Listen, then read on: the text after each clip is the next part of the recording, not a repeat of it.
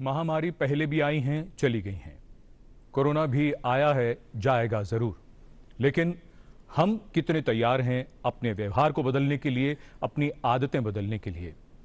वसीम बरेलवी का शेर है, वो ये कहते हैं कि रात तो वक्त की पाबंद है, ढल जाएगी।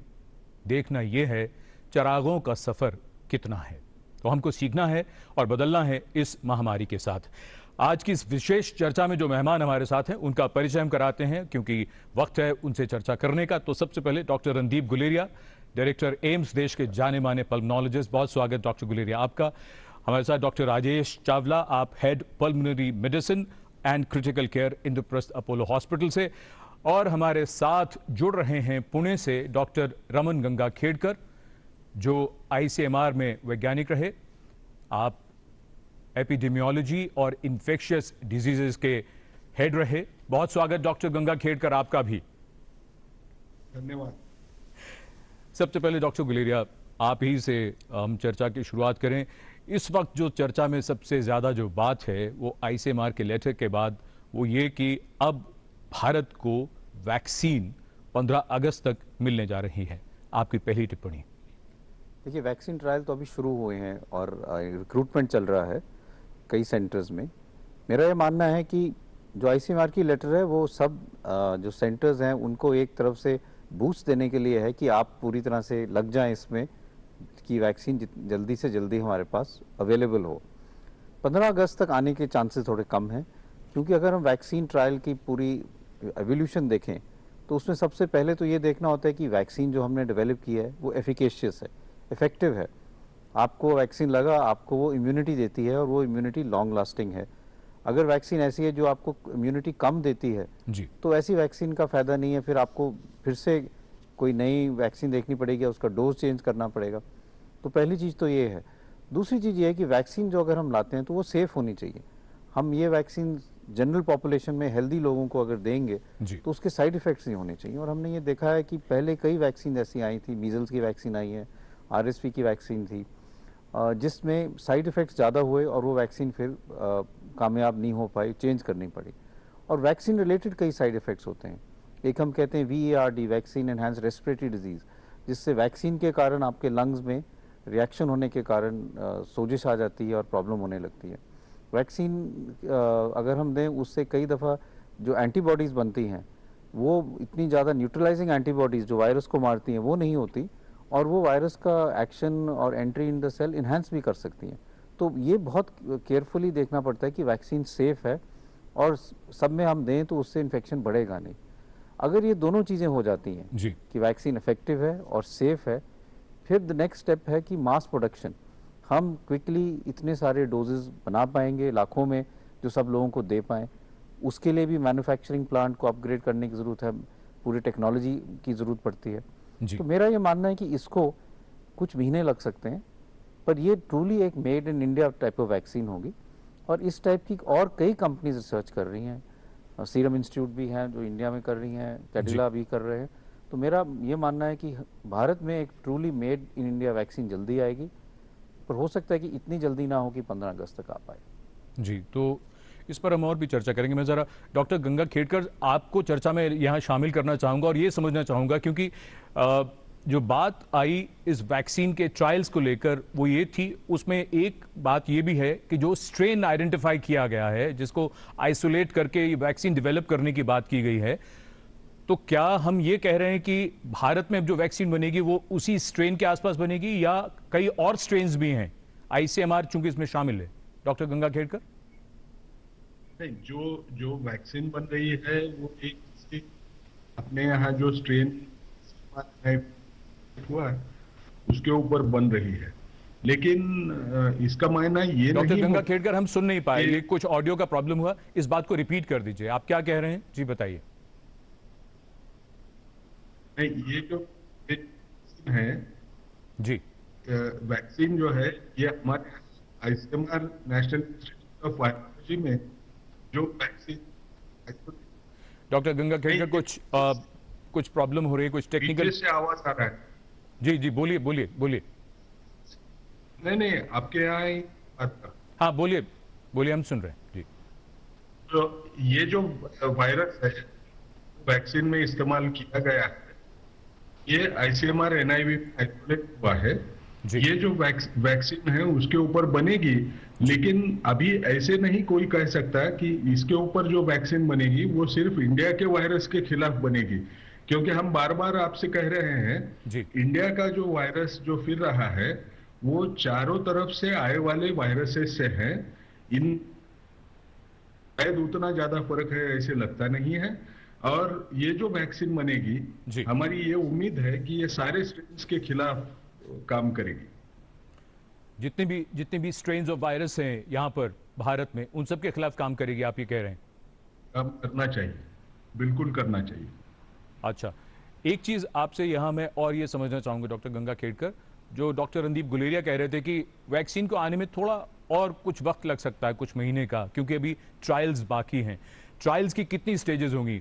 वो दो ट्रायल्स होंगे या कितने ट्रायल्स होंगे, और इन ट्रायल्स में कितना समय लगता है? नहीं, ट्रायल को तो तीन फेजेस में ट्रायल्स होते हैं। क्लासिकली फेज 1 होता है, फेज 2 होता है, फिर बाद में फेज 3 ट्रायल्स होते हैं। अब इसको समय की बात, जैसे बार बार लोग कहते हैं कि पुराने टाइम पे हम लोग बोलते थे कि 10 साल का समय लगता है, लेकिन आपने अभी देखा कि ये इमरजेंसी देखते हुए सारे दुनिया में जो वैक्सीन ट्रायल्स हो रहे हैं वो जनरली 1.5 या 2 साल के अंदर खत्म करने का प्रयास सारे लोग उसमें कर रहे हैं। इसमें एक भी इशू एक अच्छा ये होता है कि इसमें सैंपल ज्यादा नंबर हमको जमा करने में तकलीफ नहीं होती है, क्योंकि ये आउटब्रेक इतना सीवियर थोड़े टाइम में होता है कि हमको नंबर्स का उतना डर नहीं रहेगा। लेकिन एक इशू बार बार आते जाएगा कि उस जगह पे अगर मुझे वैक्सीन कितनी असरकारक है अगर देखना है, तो वहां का जहां मैं शुरू कर रहा हूं वहां जो इंसिडेंस ये कोरोना वायरस इन्फेक्शन का रहेगा वो उतने टाइम तक ज्यादा रहना है। ये सबसे बड़ा चैलेंज रह सकता है मेरे हिसाब से। ये हमने कुछ भी सोचा तो भी ये 1.5 साल का टाइम कम करना ये मुश्किल जा सकता है।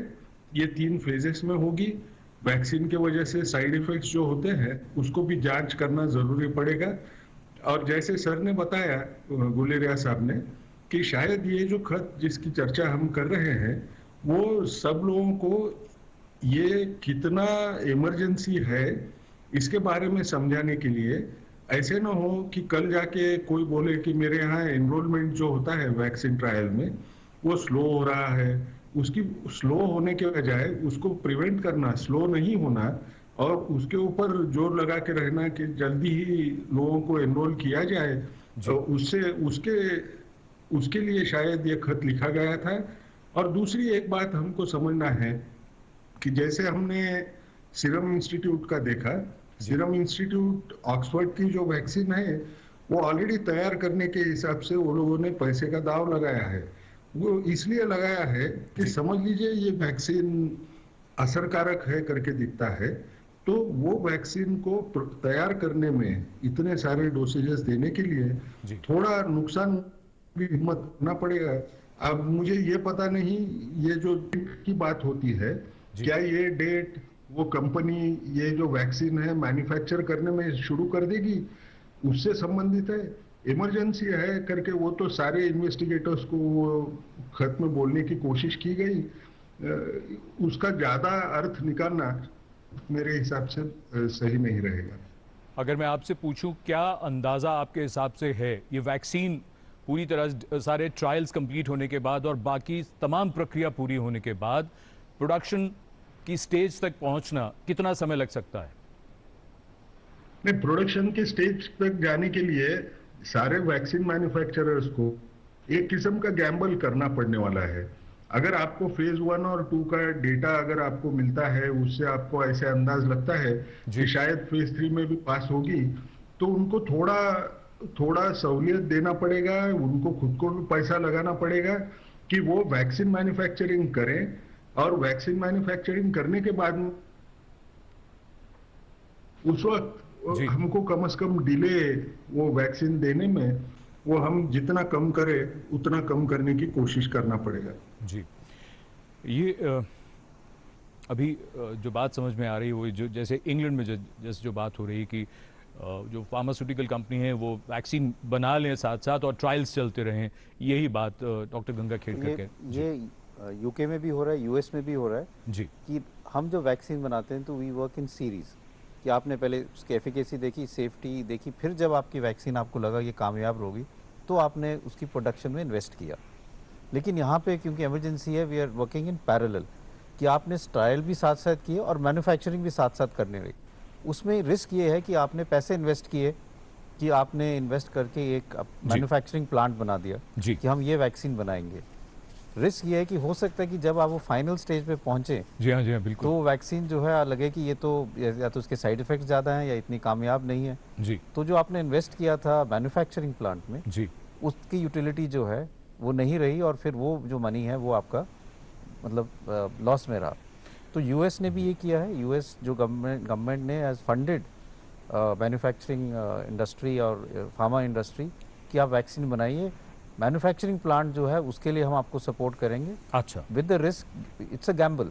जी वैक्सीन अगर चल पड़ी तो आपको जैसे जिस दिन वैक्सीन रेगुलेटर्स ने क्लियर की कि हाँ ये इफेक्टिव है, सेफ है, उसके अगले दिन से ही आप मैन्युफैक्चरिंग प्लांट में बनाना शुरू कर सकते हैं। तो ये जन स्वास्थ्य के लिए, पब्लिक हेल्थ के लिए सब मिलकर इस तरह का एक प्रयास कर रहे हैं कि शॉर्टन कर जो पूरा जो समय लगता है उसको किस तरह से कम किया जा सकता है। ये चर्चा वैक्सीन पर थोड़ी सी हम और भी करेंगे। उससे पहले डॉक्टर चावला, मैं आपसे यही समझना चाहूँगा, चूँकि आप क्रिटिकल केयर और पल्मोनरी मेडिसिन के हेड हैं, जो केसेस आप कोविड के अब तक आपने देखे हैं, अभी तक जो वैक्सीन की बात आती है तो इलाज जो भी किसी भी पेशेंट का वहाँ चल रहा होता है, अक्सर ये चीज़ें सोशल मीडिया के ज़रिए या लोग फ़ोन करके पूछते हैं कि डॉक्टर साहब ने रेमडेसिविर लिख दी है, प्रेस्क्राइब कर दी है, या इस तरह का कोई जो वैक्सीन कोई और है, लेकिन अभी हम सिर्फ रेमडेसिविर की बात कर रहे हैं।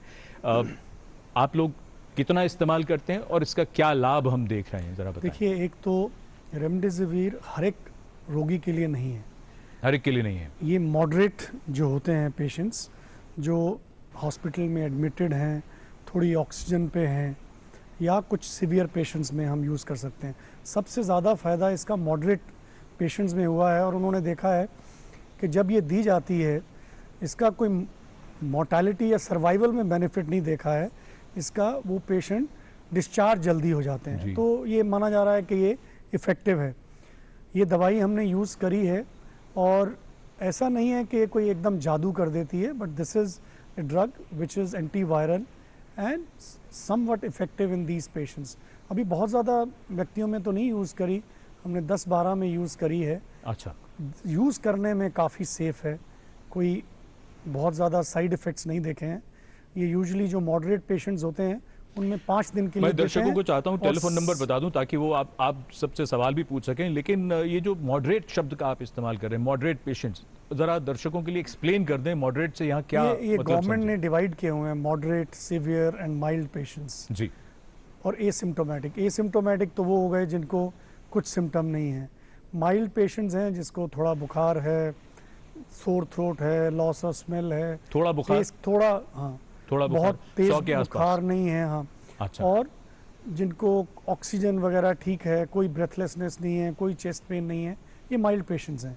मॉडरेट पेशेंट्स वो हैं जिनको इससे ज़्यादा सिम्टम है, तेज़ बुखार होता है या उनको सांस फूलता है, ऑक्सीजन सैचुरेशन 94 से कम आती है। और सीवियर होते हैं जो इससे ज़्यादा सिक होते हैं, जिनको हॉस्पिटलाइजेशन डेफिनेटली चाहिए, ऑक्सीजन चाहिए, वेंटिलेटरी सपोर्ट भी ज़रूरत पड़ सकती है, वो सीवियर कैटेगरी में जो हमारी गवर्नमेंट ने डिवाइड किया हुआ है हमारे देश में जी। सो ये मॉडरेट पेशेंट में सबसे ज़्यादा बेनिफिट रेमडेसिविर का देखा है। सीवियर में भी दे सकते हैं, जो वेंटिलेटेड है उनमें 10 दिन के लिए देते हैं, जो मॉडरेट पेशेंट्स हैं इनमें 5 दिन के लिए देते हैं। ठीक, डॉक्टर गुलेरिया, मैं चाहूँगा आपसे भी यहाँ एक टिप्पणी ले लें रेमडेसिविर के बारे में, क्योंकि कई दफ़ा लोगों ने ये बात कही है कि अवेलेबिलिटी का एक इशू रहता है, अवेलेबल नहीं होती, बड़ा मुश्किल है इस दवा का मिलना। लोग फिर डॉक्टर जब लिख देते हैं कि ये दवा ले आइए, तो परिवार एक तरफ अपने मरीज़ का ध्यान रखे कि वो भागता फिरे सब जगह। ये ज़रा थोड़ा सा एक्सप्लेन करिए। और मॉडरेट और जो क्रिटिकल पेशेंट्स की जब बात आती है तो कहाँ देनी है या कहाँ नहीं देनी है, और नंबर भी हम अपने दर्शकों को बता देते हैं तब तक जब तक डॉक्टर गुलेरिया का जवाब भी आएगा। टेलीफोन नंबर आप ये नोट करें, 011 दिल्ली का STD कोड, 2309 7532 2309-7532, इस नंबर पर फ़ोन करिए, विशेषज्ञों से आप सवाल पूछ सकते हैं। डॉक्टर गुलेरिया। तो जैसे डॉक्टर साहब ने कहा कि ये इसकी एफिकेसी जो है वो ज़्यादा मॉडरेट या मॉडरेट टू सीवियर केसेस में रहती है, और ये इसलिए क्योंकि एक एंटीवायरल ड्रग है, ये वायरस को रेप्लिकेशन या वायरस की मल्टीप्लिकेशन को रोकता है। अगर हम सीवियर केसेस में देखें तो उनमें और कई चीज़ें हो रही होती हैं, साइटोकाइन स्टॉर्म जिसको हम कहते हैं, या और इन्फ्लेमेशन बहुत ज़्यादा हो रहा होता है, और रेमडेसिविर अलोन वहाँ पे इतना काम नहीं कर पाती। दूसरा, जब हम मॉडरेट पेशेंट्स की बात कर रहे हैं, यूजली जो यूज़ करते हैं, अगर पेशेंट की सैचुरेशन कम हो रही हो, मान लो 94 से कम हो, या उसके रेस्पिरेटरी रेट बढ़ रहा हो 24 या 30 से ज़्यादा हो, या लंग्स में पैच आना शुरू हो जाए, कि अब लगता है कि ये जो नॉर्मल अपर एयरवे माइल्ड वालों में जिसमें सिर्फ बुखार, जुकाम, नज़ला और बॉडी एक्स था, वो बढ़ के अब लंग्स में शैडो आ रहे हैं, निमोनिया हो रहा है, सैचुरेशन कम होने लगी है। इसका मतलब वायरस जो है उनके लंग्स में अब फैल रहा है, और रेमडेसिविर हम दें तो उससे शायद कुछ फ़ायदा हो। जैसे डॉक्टर साहब ने बताया कि इसमें कोई मोर्टेलिटी बेनिफिट अभी शो नहीं हुआ है, सिर्फ ये देखा है कि हॉस्पिटलाइजेशन कम हो जाती है, और इसको लोगों ने एक्स्ट्रापोलेट किया कि अगर हॉस्पिटलाइजेशन कम हो सकती है तो अगर हम जल्दी मॉडरेट में दें तो शायद उससे वायरस कम हो, तो उससे रिकवरी और मोर्टेलिटी बेनिफिट भी हो सकता है। अवेलेबिलिटी का इशू रहा था, और मुझे याद है 1 महीना पहले जब हमने कुछ पेशेंट को देने की कोशिश की तो काफ़ी मुश्किल हुई थी। हमें जो कंपनी इसको बनाती है गिलियड, उनसे बात करके फिर कंपैशनेट ग्राउंड पे लेनी पड़ी थी। लेकिन अब इंडिया में बन रही है, 2 कंपनीज़ इंडिया की बना रही हैं, और वो अवेलेबल है। और आपकी बात सही है कि ये एक दफ़ा मुश्किल हो जाती है, क्योंकि कई दफ़ा ऐसा होता है पेशेंट हमारे यहाँ दाखिल है कोविड से, सिक है, लेकिन उसके जो घर के और लोग हैं वो क्वारंटाइन में है, क्योंकि वो एक्सपोज हुए हुए हैं, तो उनके लिए दवाई लाना बड़ा मुश्किल हो जाता है। तो हमने ये तय किया कि हम हॉस्पिटल में सारी दवाई जो है पेशेंट्स को मुफ्त देंगे, और जैसे रेमडेसिविर है, एक और महंगी दवाई है टोसिलिजुमैब, वो हम अपनी तरफ से ही खरीद के उसका स्टॉक रखेंगे, और जब पेशेंट को ज़रूरत पड़े तो खुद देंगे, रादर देन कि उनको बोलें अब रात को जाके लेके आओ, क्योंकि वो पॉसिबल नहीं है। और कई हमारे ऐसे पेशेंट हैं जिनके कोई मतलब सारे घर वाले तो क्वारंटाइन में हैं, बिल्कुल, अब वो आपके उनको कैसे देखभाल करेंगे। ये एक बड़ा चैलेंजिंग इशू बनता है हॉस्पिटल में, कि आपको एक मैकेनिज्म बनाने की ज़रूरत है कि पेशेंट्स की हम देखभाल कैसे करें, कंसिडरिंग कि अब उनका हॉस्पिटल में कोई अटेंडेंट नहीं है, कोई रिलेटिव नहीं है, हाँ। और अगर कोई रिलेटिव है तो वो आप उससे फ़ोन से बात कर सकते हो, लेकिन वो अभी घर में क्वारंटाइन या आइसोलेशन में है। तो ये नए चैलेंजेस हैं हेल्थ केयर के लिए, और इनको हमें रिजॉल्व करना है कि इस न्यू नॉर्मल में पेशेंट केयर हम कैसे अच्छा कर पाएं, लेकिन पेशेंट की क्वालिटी ना सफर। हमें फ़ोन भी लेना है। डॉक्टर चावला कुछ ऐड करना कहना चाहूँगा कि माइल्ड पेशेंट्स में इसको ना यूज़ करें, इस दवाई को उसकी ज़रूरत नहीं है। ठीक है, ठीक है, ये एक बड़ी महत्वपूर्ण बात जो डॉक्टर चावला ने कही, माइल्ड पेशेंट में इसको इस्तेमाल करने की ज़रूरत नहीं है। फिलहाल दिल्ली से आशीष श्रीवास्तव हैं टेलीफोन लाइन पर। आशीष जी, सवाल पूछिए, क्या जानना चाहते हैं, बताइए। डॉक्टर साहब नमस्कार। अभी आपने एक क्लासिफिकेशन बताई है पेशेंट की, जिसमें आपने कहा है कि पेशेंट 3 तरह के हैं, माइल्ड, मॉडरेट और सीवियर। डॉक्टर साहब, मैं ये जानना चाहता हूँ क्या स्टेप्स लिए जा सकते हैं जिसमें माइल्ड वाले जो पेशेंट्स हैं मॉडरेट ना हो, और मॉडरेट वाले पेशेंट जो हैं वो सीवियर ना हो? क्या इसके बारे में जानकारी मिल सकती है सर? डॉक्टर गुलेरिया। तो इसमें अगर हमारा कोई भी पेशेंट, तो हमारे कैटेगरी बेसिकली एसिम्प्टोमेटिक है, माइल्ड है, मॉडरेट और सीवियर है। एसिम्प्टोमेटिक वो हैं जिनको टेस्ट किया आपने, जैसे किसी के रिलेटिव हैं जी, क्लोज कॉन्टैक्ट, टेस्ट किया वो पॉजिटिव आ गया, उनको कोई लक्षण नहीं है। जो माइल्ड हैं उनको हम कुछ ट्रीटमेंट शुरू करते हैं, जिसमें हाइड्रोक्सीक्लोरोक्विन भी हम देते हैं, मल्टीविटामिन भी देते हैं, जिंक भी देते हैं, विटामिन सी देते हैं, जिससे यही कोशिश रहती है कि ये जो है ये आगे प्रोग्रेस करके मॉडरेट या सीवियर में ना जाए। दूसरी चीज़ जो हम करते हैं वो ये है कि कई माइल्ड पेशेंट जो हैं वो ये कहते हैं कि हम अपने आप को घर पे रख लेंगे, होम आइसोलेशन कर लेंगे। उसके लिए उनको ये बताने की ज़रूरत है कि वार्निंग साइंस क्या है, ऐसे क्या लक्षण है। होम आइसोलेशन में रहते हुए वार्निंग साइंस क्या होंगे? हाँ, क्योंकि अगर आप घर पे हैं तो ये भी आपको पता होना चाहिए कि ऐसे क्या लक्षण है जो ये सजेस्ट करते हैं कि मैं माइल्ड से मॉडरेट की तरफ प्रोग्रेस कर रहा हूँ और अब मुझे हॉस्पिटल आने की ज़रूरत है। तो ये भी एक बहुत ज़रूरी है कि हम माइल्ड पेशेंट को समझाएं कि आपको क्या करना है। और छोटा सा सवाल पूछ लूँ, सॉरी आपको रोक रहा हूँ यहाँ पर, माइल्ड से वो और आगे ना बढ़ें, आपने कहा कि ये भी मॉनिटर करने की ज़रूरत है। विंडो पीरियड कितना रहता है? तो नॉर्मली विंडो पीरियड अगर हम एवरेज में देखें, पेशेंट टू पेशेंट वेरी करता है, लेकिन ऐसा नहीं है कि एकदम लोग क्रैश कर जाते हैं, मेजॉरिटी नहीं होते। कुछ हमारे ऐसे पेशेंट्स हैं जो हॉस्पिटल में होते हुए भी बाथरूम गए, आए और रास्ते में ही कोलैप्स कर गए।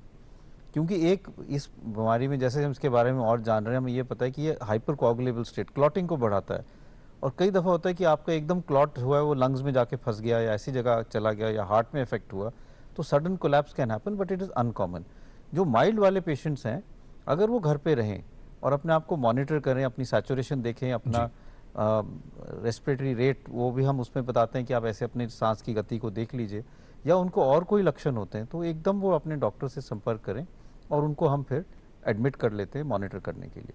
लेकिन इस बीमारी में ये इम्पॉर्टेंट है कि आप जो आपके अगर लक्षण बढ़ रहे हैं तो you should be admitted if you are moderate. Good thing is that majority of patients जो माइल्ड हैं वो माइल्ड ही रहते हैं, वो मॉडरेट या सीवियर की तरफ नहीं जाता। बीमारी यूजुअली जो है माइल्ड रहती है, एक्सेप्ट 2 रिस्क फैक्टर्स हैं, एक एज है और दूसरा जिनको कोमॉर्बिडिटीज़ हैं। तो उनके लिए हम यूजुअली एडवाइस करते हैं कि अगर आपकी उम्र ज़्यादा है, अगर आपको कोमॉर्बिडिटीज़ हैं, बेटर ऑप्शन इज़ कि आप हॉस्पिटल में रहें रादर देन एट होम। लेकिन अगर आप यंग, आपकी एज यंग है, आपको कोई कोमॉर्बिडिटीज़ नहीं है, आपको एसिम्प्टोमेटिक है, बड़े माइल्ड से सिम्टम है, बुखार है, बॉडी एक्स हैं और कुछ नहीं है, सैचुरेशन आपकी अच्छी है, आप घर पे रह सकते हैं। चांसेस कि आपको माइल्ड से मॉडरेट बीमारी बढ़ेगी वो बहुत कम है। जी, आपने होम आइसोलेशन की बात कही। हमारे पास एक छोटा सा पैकेज है और ये समझने के लिए हम सब के लिए बहुत ज़रूरी है कि होम आइसोलेशन का अर्थ क्या है और इस दौरान कोई भी जो होम आइसोलेशन में है उसे क्या करना है और उसके परिवार को क्या करना है। होम आइसोलेट करने का सही तरीका, डॉक्टर से सलाह लेने के बाद अंडरटेकिंग साइन करके ही पेशेंट अपना इलाज घर पर शुरू कर सकता है। ध्यान रखें कि घर पर सेल्फ आइसोलेशन और परिवार को भी क्वारंटीन करने की सुविधा होनी चाहिए। सेल्फ आइसोलेशन में हर समय ट्रिपल लेयर मेडिकल मास्क पहन के रखना है, जिसको हर 8 घंटे या मास्क के गंदा या गीला हो जाने के बाद डिस्कार्ड कर देना है। अरे रुकिए, मास्क डिस्कार्ड करने से पहले 1% सोडियम हाइपोक्लोराइड से डिसइंफेक्ट करना ना भूलें, नहीं तो संक्रमण से बचाने वाला ये मास्क वायरस को फैला सकता है। हाथों को साबुन और पानी से कम 40 सेकंड तक अच्छे से धोना है या अल्कोहल बेस्ड हैंड रब से सैनिटाइज करना है। ध्यान रखें कि पेशेंट घर के बुजुर्ग या गंभीर रूप से बीमार किसी परिवार के सदस्य के कांटेक्ट में ना आए और अपने आइडेंटिफाइड रूम में ही रहे। पेशेंट के साथ एक केयर गिवर 24 घंटे अवेलेबल होना चाहिए, जो डिस्ट्रिक्ट सर्वेलेंस ऑफिसर को अपडेट्स रेगुलरली देता रहे। पेशेंट के कांटेक्ट में आने के बाद हाथों को साबुन और पानी से 40 सेकंड तक अच्छे से धोना है या सैनिटाइज करना है। पेशेंट के साथ physical distancing, disposable hand gloves, triple layer mask पहनना और डिस्कार्ड करने के बाद प्रॉपर हैंड हाइजीन फॉलो करने जैसी सभी सावधानियां बरतनी हैं। साफ सफाई का ध्यान रखते हुए पेशेंट से निकले ओरल या रेस्पिरेटरी डिस्चार्ज के डायरेक्ट कांटेक्ट में नहीं आना है। पेशेंट होम आइसोलेशन को मौजूदा गवर्नमेंट डिस्चार्ज पॉलिसी के अनुसार बंद कर सकता है। हाँ, यदि इस दौरान सांस लेने में कठिनाई, छाती पे दबाव या दर्द महसूस होना, होठों का नीला पड़ना, मानसिक भ्रम या खड़े होने में दिक्कत जैसे लक्षण दिखाई दें तो तुरंत ट्रीटिंग मेडिकल ऑफिसर को बताना चाहिए।